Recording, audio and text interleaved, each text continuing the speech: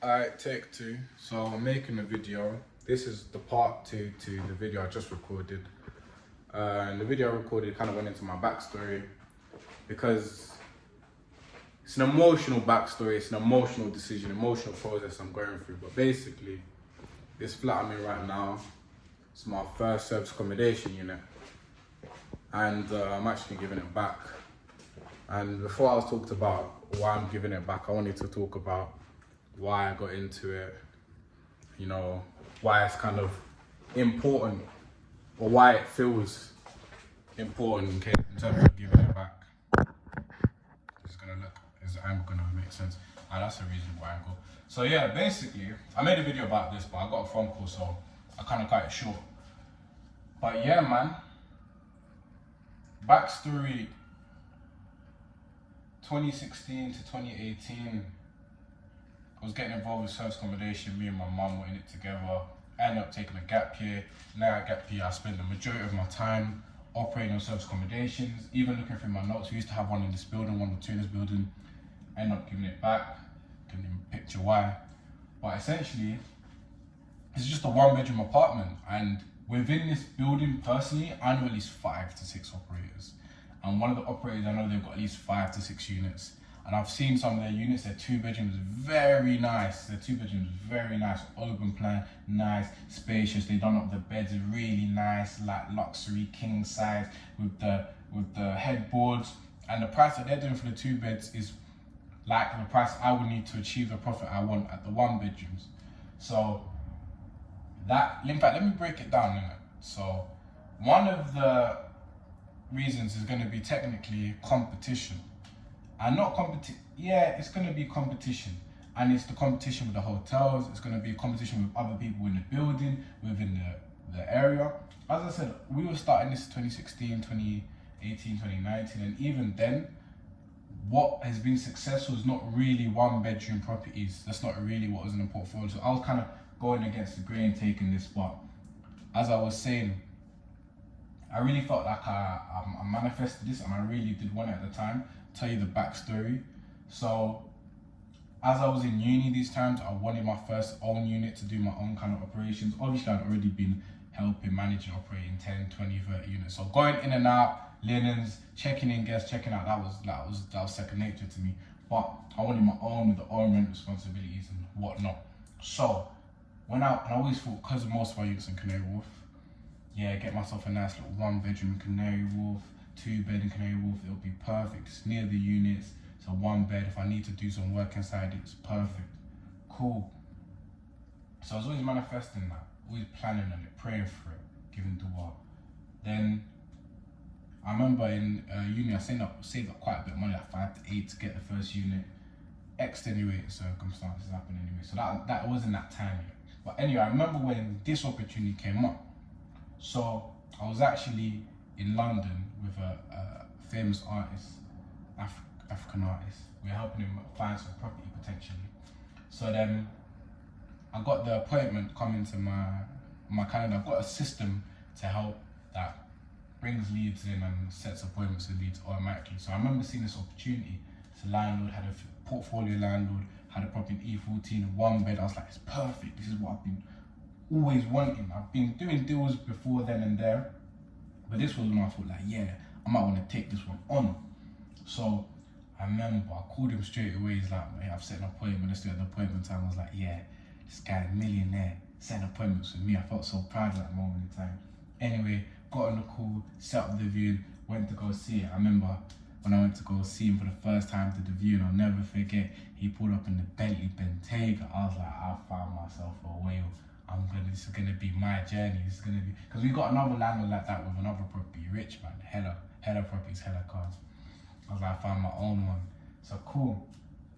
Come see the property, and as I told you, like it's a 1-bedroom. It's okay, it's standard. But I feel like, yeah, do you know what? Let me run it. Let me take it on. So I took on that first 1-bedroom.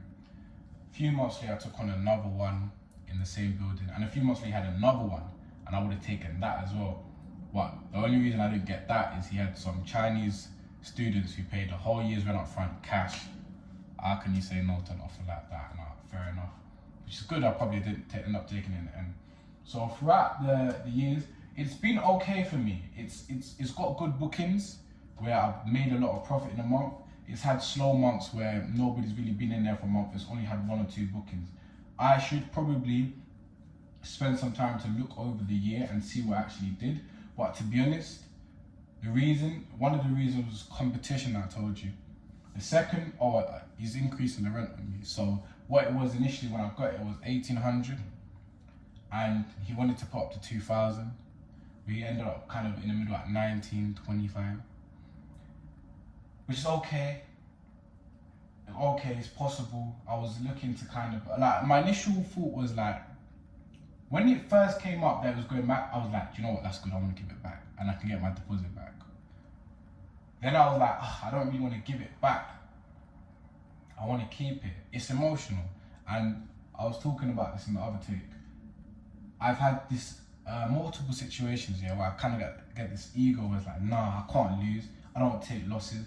I gotta make it happen. I brute force it. I brute force the result that I want. But many times in my brute forcing to make it happen, that win that I initially got has turned into a loss. Like, there were some properties where there were so many red flags with the landlord, the property, but I was so adamant to get the deal signed, get the keys, then I got it, and that property ended up hella problems. So, same thing with this. I kind of look at it like,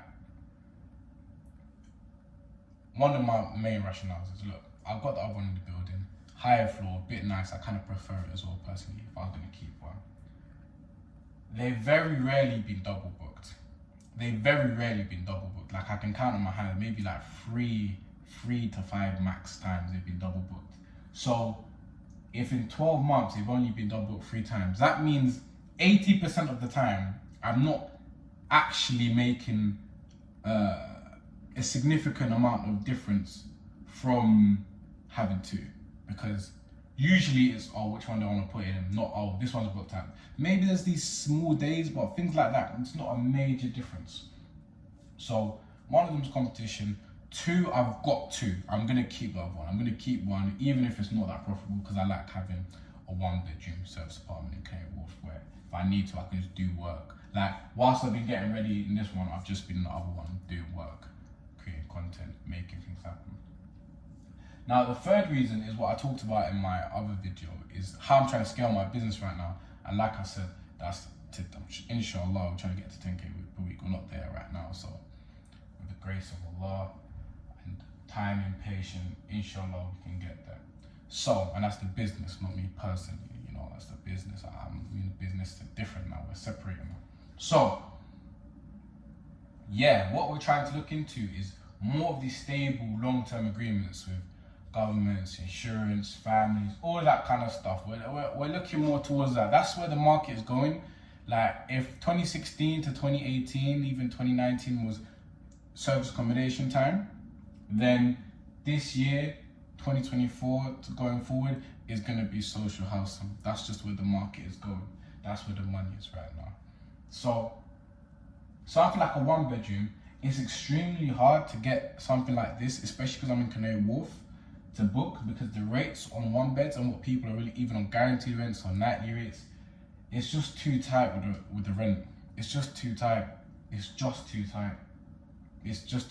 And wouldn't even, like, they couldn't commit to a 2-year agreement with me on this as well. So that means even if I get a deal done 1 year later, I'm going to be in the same position where all fares to it, the rent's going to go up. So those are the kind of contributing factors. The income that I wanted to achieve is kind of staggered by people within, not even like outside of this building, like within this building, the competition, it's mad, yeah. Getting the return that I would like to get from it, it's happened, it's been there, but it's not been so consistently delicious, let's say it like that. It's not been so consistently delicious. And because I've got other properties where I pay about the same amount of rent, and it's been so much cleaner, the money I've made, like so much cleaner, so much more money, so much easier, so much smoother. It's like, am I utilizing my funds the best way? And if we're not getting emotional about it, if it's just property, I can find another deal, put it in, get a better return. I've got another in the building. Having two, they're literally like for like. Having two of it only makes sense if they're both jumpy. If they're doing okay, it's better to have one give back another. So that's my my rationale. I could keep it, I could force it, I could make it happen, but I feel like it's kind of happened at the exact point where, you know, I was kind of like, you know, all these variable rentals, I was really kind of thinking, you know what, I just need to take a pause unless something really special comes up. I didn't even realize it was coming up, and I was like, Graham, it's actually kind of good. Like, kind of didn't want to pay another rent. Like, every time it comes to paying the rent, it's actually coming from some profits on my other deals. Then I kind of make some money back. So it's kind of like out of pocket, then I kind of recoup a little bit, make a little bit of profit, instead of me feeling like I'm pumping money out of it. So getting my deposit back would be good. Would be a good cash flow injection right now, to be honest. So that's it, man. It's my first unit. I can't believe it's been a year, to be honest. I can't believe it's been a year, to be honest. But that is it, man. How do I feel about giving it back? It feels, I don't know, but I don't want to put too much emotion into this. This is business at the end of the day. It's just capital accumulation. Like, yes, my first unit, but it's expensive. It's only gonna get more expensive with time. So if not now, it's gonna be next year when it rises again. There's regulation coming into the market. Only more people get in. It's better to have one than two. If it was only my one, I'd probably keep on. But because I've got two, and I prefer the one, I'll keep the second one, give this back, and then just find another unit where I can make more money on that. So on that, that's the kind of video. I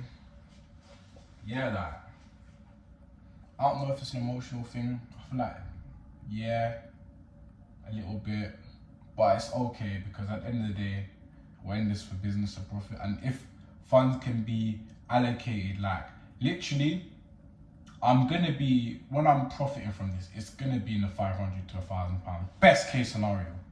I had bookings where I got like 2-5 for the week, and the person kept extending, and it was like a foul. That was good, but it's not always like that. Sometimes you gotta cover it. So I'll probably need to do a sit down, look at the figures for it, so I can do a proper video of what I did throughout the year, and then that would probably be valuable. But yeah, in terms of giving it back, I feel okay with the decision.